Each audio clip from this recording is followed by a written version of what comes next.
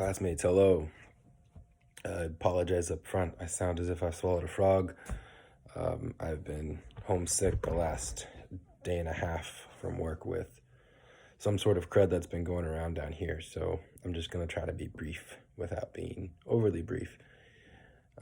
Today, first post I'm talking about here is the creative inquiry, talking a little bit more about Montori and his approach into creative inquiry.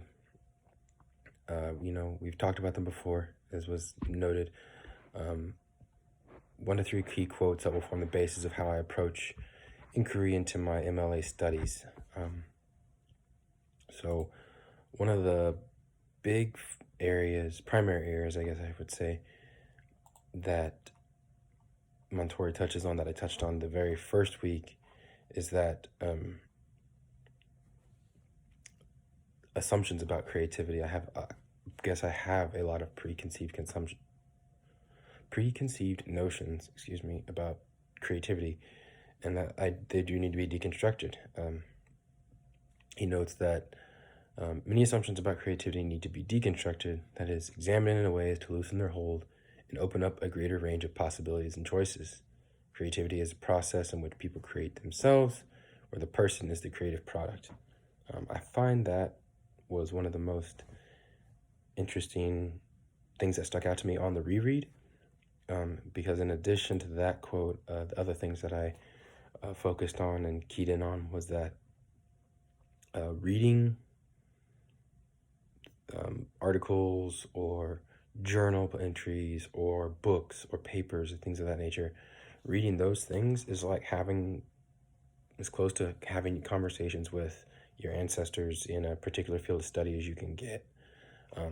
Montori notes that lit reviews provide opportunities to become grounded in the research and explore individual thoughts and unique ideas from there. I definitely think that there is no one single answer that's going to be derived, unless it's a math equation, but like in literature or for the purposes of this class, there's no one single answer that's going to be the most correct, unless it's most correct for you, because all of us are going to have different paths that we're going to pursue to get completed with our MLA degrees. The second other main quote that I covered was recognition of creativity and improvisation to develop a creative attitude.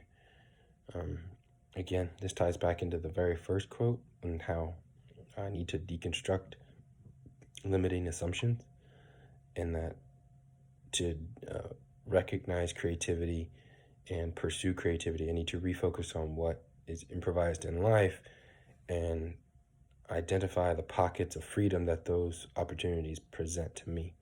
I thought about it for a little while before starting this video, but I, for the life of me, couldn't think of any one specific example, but hopefully maybe somebody might have an example from their life, and that'll spark a new series of thoughts for me that we can discuss more in the comments. So thanks very much.